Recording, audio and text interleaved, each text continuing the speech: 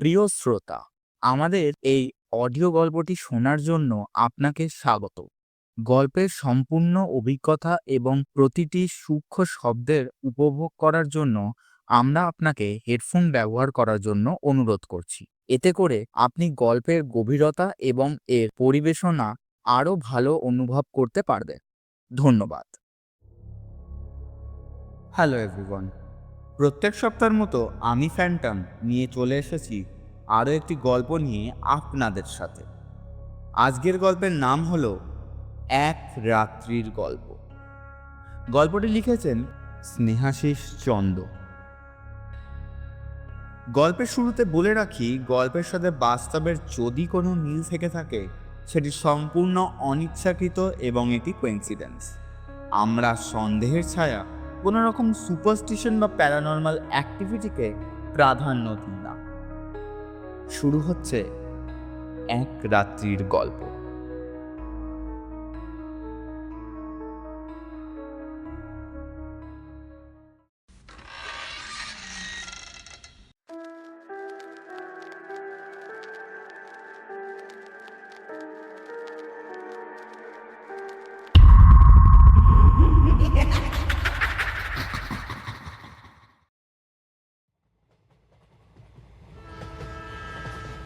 ট্রেনটা বেশ দ্রুতগতিতেই চলছে।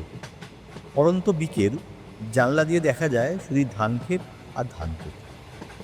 সূর্য ডোবার আগে তার সব রূপ ও রং যেন ঢেলে দিয়েছে।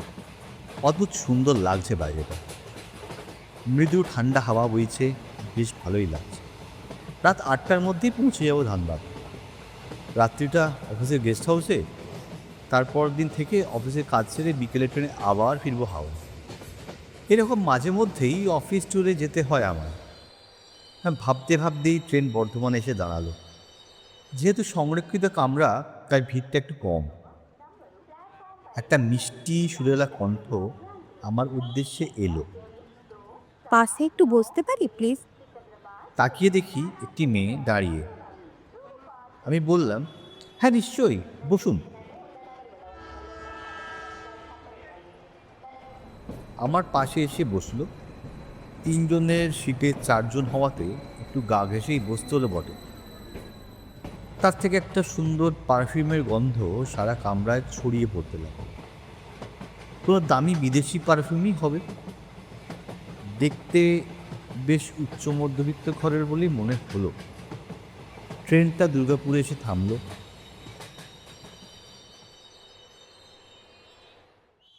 মেয়েটি আমায় বলল, যদি কিছু মনে না করেন আমার জন্য এক বোতল জল নিতে পারেন?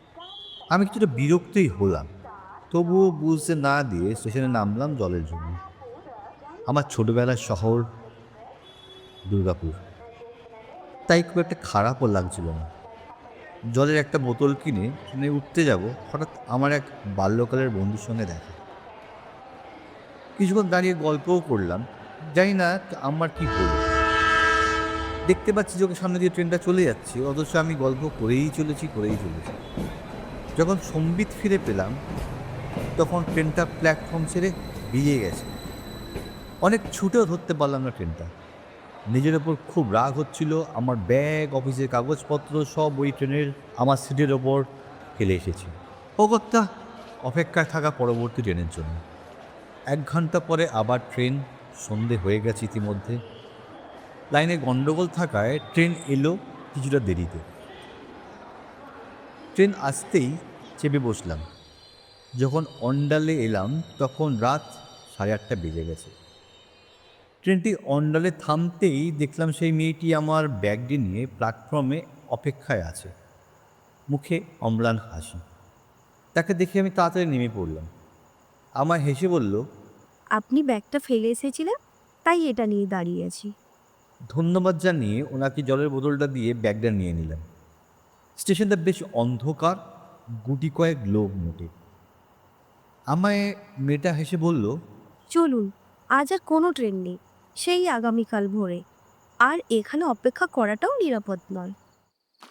অগত্যা দুজনে স্টেশন পার করে রাস্তায় এলাম।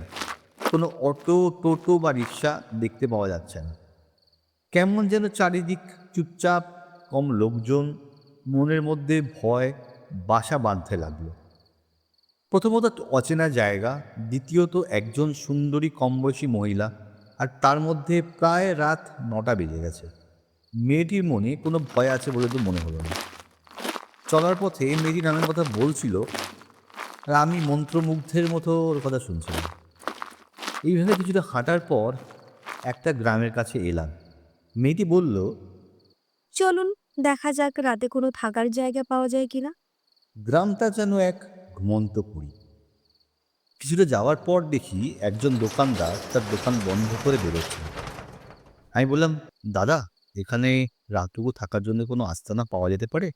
লোকটি আমায় আপাদমস্তক দেখে তারপর মেয়েটির দিকে তাকিয়ে জিজ্ঞেস করলেন।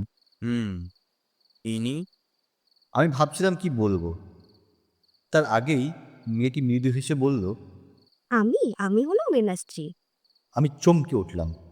মেয়েটি আমার হাতটা চেপে ধরে কানের কাছে ফিসফিসিয়ে বলল, উফ, আর একটু হলেই আপনি কেচিয়ে দিচ্ছিলেন। এছাড়া কোনো উপায় ছিল না। সত্যি কথা বললে কোনো ঘর পাওয়া যেত না।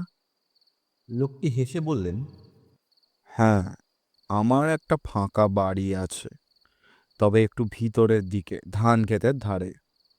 ওখানে আমি এখন আর থাকি না। আপনারা অনায়াসে আপনাদের রাতটা ওখানেই কাটাতে পারেন। আমরা যেন হাতে স্বর্গ পেলাম। উনি আমাদের ওনার সেই বাড়িতে নিয়ে গেলেন। বসতি খুব কম, সামনে বিশাল ধান ক্ষেত, অপূর্ব লাগছিল। ঘরের তালা খুলে দিলেন, বিদ্যুৎ নেই, মোমবাতি জ্বালিয়ে দিলেন। উনি বললেন, এই হলো আপনাদের থাকার জায়গা। মোমবাতিটা জ্বেলে দিয়েছি। এখানে আপনারা বিদ্যুৎ পাবেন না। আজকের রাতটা কোনোভাবে কাটিয়ে নিন। আমি এখন আসি, কাল আবার আসব। শরীরে প্রচণ্ড ক্লান্তি, খিদেও পেয়েছে খুব, পিপাসাও খুব পেয়েছে। মেয়েটি তার ব্যাগ থেকে একটি টিফিন বক্স তৈরি করে আমায় দিয়ে বলল, নিন খান। আপনি খাবেন না? আমি জিজ্ঞেস করলাম। মেয়েটি বলল, না, খিদে নেই। আমি আর অপেক্ষা না করে খেতে শুরু করে দিলাম। খাওয়া শেষে ওকে বললাম, আপনি এই বিছানায় শুয়ে পড়ুন, আমি সামনের ওই উঠোনের মেঝেতে ঘুমিয়ে নেব। মেয়েটি বলল, আপনি বরং এখানে শুয়ে পড়ুন, আমার ঘুম আসছে না। মেয়েটি ঘরের বাইরে বেরিয়ে উঠোনের মেঝেতে বসে পাশের একটা দেওয়ালে হেলান দিয়ে আকাশের দিকে চেয়ে গান ধরল। যে রাতে মোর দুয়ার গুলি ভাঙলো ঝড়ে, কি অদ্ভুত সুর, একেবারে হৃদয়ে গেঁথে যাওয়া। পরিষ্কার চাঁদের আলোয় দেখতে পেলাম তার দুই গাল বেয়ে অশ্রুর ধারা বয়ে চলেছে। এতক্ষণে পরিষ্কার খেয়াল করলাম পরনে তার টিয়া রঙের শাড়ি এবং তাতে মেরুন রঙের চওড়া পাড়, কপালে ছোট্ট একটা মেরুন টিপ, ঠোঁটে হালকা পেঁয়াজ রঙের লিপস্টিক। পুরোটাই একটা মায়াজাল সৃষ্টি করে রেখেছিল। আমিও ওই মায়াজাল থেকে বেরোতে পারছিলাম না। আমায় যেন সম্মোহন করে রেখেছিল। কেন জানি না বুকের মধ্যে একটা ব্যথা অনুভব করছিলাম। খুব ইচ্ছা করছিল তার কাছে গিয়ে চোখের জল মুছিয়ে দিয়ে বলি, দয়া করে কাঁদবেন না, আমায় পুরোটা খুলে বলুন, আপনার কষ্টটা কোথায়। পারলাম না, জানেন, কে যেন আমার ইচ্ছেটাকে আটকে দিল। তার গান শুনতে শুনতে কখন যে ঘুমিয়ে পড়েছি খেয়াল নেই। ঘুম ভাঙল যার বাড়ি সেই ভদ্রলোকের ডাকে। আরে দাদা, ও দাদা, উঠে পড়ুন, সকাল হয়ে গেছে। ঘুম থেকে ধর্মড়িয়ে উঠে পড়লাম। উনি বললেন, আচ্ছা, আপনার স্ত্রীকে তো দেখতে পাচ্ছি না। উনি গেলেন কোথায়? তাকিয়ে দেখলাম সত্যিই তো কোথাও নেই। দেখলাম বালিশের পাশে একটা টিফিন বক্স, একটা চিঠি লেখা। তাতে লেখা আছে, আমার একটু তাড়া ছিল তাই চলে গেলাম। আপনি ঘুমোচ্ছিলেন তাই আর জাগালাম না। রাগ করবেন না প্লিজ। টিফিন বাক্সে পাউরুটি বাটার দিয়ে মাখিয়ে রেখেছি, খেয়ে নেবেন। আর হ্যাঁ, আমাকে জল এনে দেওয়ার জন্য ধন্যবাদ। ভালো থাকবেন। আপনাকে আমার মনে থাকবে। ইতি রাত্রি।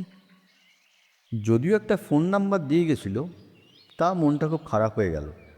টিফিনটা খেয়ে বেরিয়ে পড়লাম স্টেশনের উদ্দেশ্যে, ধানবাদের ট্রেন ধরবো বলে। প্ল্যাটফর্মে বসে আছি, আশপাশের লোকজন বলাবলি করছিল যে গতকাল একটা ট্রেনের খুব জঘন্যভাবে অ্যাক্সিডেন্ট হয়েছে, একটা কামরা উল্টে গেছে, বেশ কয়েকজন মারা গেছে তাতে। এমনিতেই রাত্রির সাথে আর দেখা হয়নি বলে মুডটা অফ ছিল, তার ওপর এমন দুর্ঘটনার খবরটা শুনে মনটা বড্ড খারাপ হয়ে গেল। খবর নিয়ে জানতে পারলাম যে ট্রেনে করে আসতে পারেনি দুর্গাপুরে জল আনতে নেমে যাওয়ার জন্য, সেই ট্রেনটি অন্ডা স্টেশনে কিছু পরে দুর্ঘটনার কবলে পড়েছিল। আরও খবর নিয়ে জানলাম যেই কামরায় ছিলাম সেটি উল্টে গেছে। খবরটা শোনার সাথে সাথেই বুকের মধ্যে কেমন যেন একটা হলো। অগত ধানবাদ না গিয়ে ছুটে গেলাম যেখানে মৃতদেহগুলি রাখা আছে। পৌঁছে দেখি সারি সারি মৃতদেহ মেঝেতে শোয়ানো, সাদা কাপড়ে আপাদমস্তক ঢাকা, মোট 7 জন। যন্ত্রের মতন একটার পর একটা কাপড় সরিয়ে তৃতীয় জনের মুখের ঢাকা সরাতেই চমকে উঠলাম আমি। এ কি দেখছেন? এ রাত্রি, পরনে সেই টিয়া রঙের শাড়ি, তাতে অবিকল সেই মেরুন রঙের চওড়া পাড়, 2 গালে শুকিয়ে যাওয়া চোখের জল, মুখে আলতো হাসি, যেন বলছে বিদায়। আমি নির্বাক পাথরের মতন দাঁড়িয়ে আছি, কি করব বুঝে উঠতে পারছি না। হঠাৎ একটা গান বেজে উঠল ওই ঘরের ভেতরে। চমকে উঠলাম, দেখি রাত্রির ফোনটা বেজে উঠল। আমি যেন ঘোরের মধ্যে ছিলাম। ফোনটা রিসিভও করলাম। ও প্রান্তর থেকে একজন মহিলার গলা। হ্যালো ব্রত, আমি মা বলছি। কাল থেকে ফোন করছি, ফোনটা ধরছিস না কেন? হ্যালো হ্যালো ব্রত, উত্তর দিচ্ছিস না কেন? আমি কোনো উত্তর দিতে পারলাম না, ফোনটা কেটে দিলাম। মনে মনে বললাম, ক্ষমা করো রাত্রি, আমি কিছুতেই একজন মাকে সত্যি কথাটা বলতে পারবো না, সরি। নিজের অজান্তেই তার কপালে হাত বুলিয়ে দিলাম, তার শুকিয়ে যাওয়া চোখের জল মুছে দিলাম। আমি স্থির দৃষ্টিতে তার দিকে তাকিয়েছিলাম। আবার রাত্রির ফোনটা বেজে উঠল। স্ক্রিনে দেখলাম লেখা ফুটে উঠেছে, মা কলিং। না, আমি ফোনটা ধরলাম না। রাত্রিকে বললাম, আসি বন্ধু, হয়তো অন্য কোনোখানে দেখা হবে, ভালো থেকো, বিদায়। ফোনটা তখনও বেজে চলেছে। এক মায়ের ডাক। ওই লাশ ঘর থেকে বেরোতে বেরোতে ফোনের রিংটোন হৃদয় যেন গেঁথে গেল। আর ধানবাদ যাওয়ার ইচ্ছে হলো না। তাই বাড়ির উদ্দেশ্যে হাওড়াগামী ট্রেন ধরে উঠে বসলাম। মনের মধ্যে তোলপাড় হচ্ছে, মনের মধ্যে হাজারো প্রশ্ন। তাহলে তুমি যখন আমার সাথে রাত্রে ছিলে, তখন তুমি বেঁচেই ছিলে না? শুধু সঙ্গ দেবে বলে এসেছিলে? সযত্নে অফিসের সমস্ত গুরুত্বপূর্ণ কাগজ আমাকে দেবে বলে অন্ডালে দাঁড়িয়েছিলে? তুমি না থেকেও সর্বদা আমার কাছে ছিলে।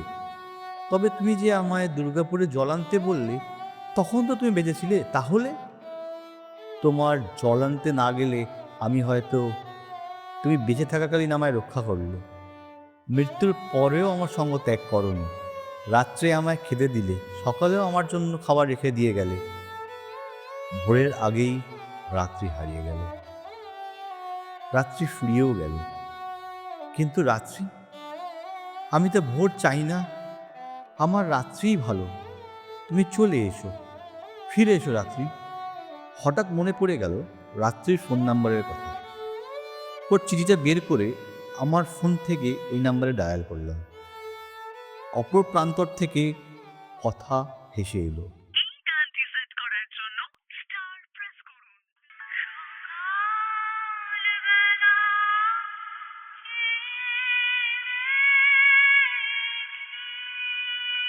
আমি আর থাকতে পারলাম না, ডায়াল করা বন্ধ করে দিলাম। বড্ড শীত করছে, চোখের জল কোনো বাধাই মানছে না। ট্রেন ছুটে চলেছে আপন গতিতে। সেই রাতে রাত্রি গাওয়া গানের শেষে দুটো লাইন মনের মধ্যে তোলপাড় করে চলেছে। আজও আমি আমার মোবাইলে ওই ফোন নাম্বারটা সেভ করে রেখেছি, তবে সাহস করে আর ডায়াল করতে পারিনি। হয়তো অপেক্ষায় আছি এই আশায় একদিন ওই নাম্বার থেকে ডাকা আসবে। সেদিন ভোরকে দূরে ছড়িয়ে রাত্রিকে করব আলিঙ্গন। পথের পাশে ছুতে হাওয়া পাগল পাড়া, এত আনন্দ আয়োজন সবই বৃথা তোমায় ছাড়া।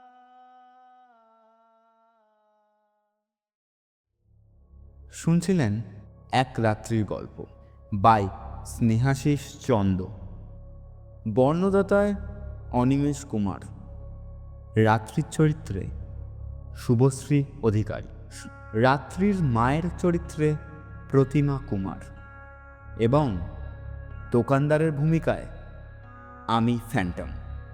গল্পটি যদি ভালো লেগে থাকে গল্পটি অবশ্যই লাইক করবেন, চ্যানেলটিকে সাবস্ক্রাইব করবেন এবং অবশ্যই প্রিয়জনদের সাথে শেয়ার করবেন। আমরা আবারও আসছি পরের সপ্তাহে আরেকটি নতুন গল্প নিয়ে আপনাদের সাথে। ধন্যবাদ।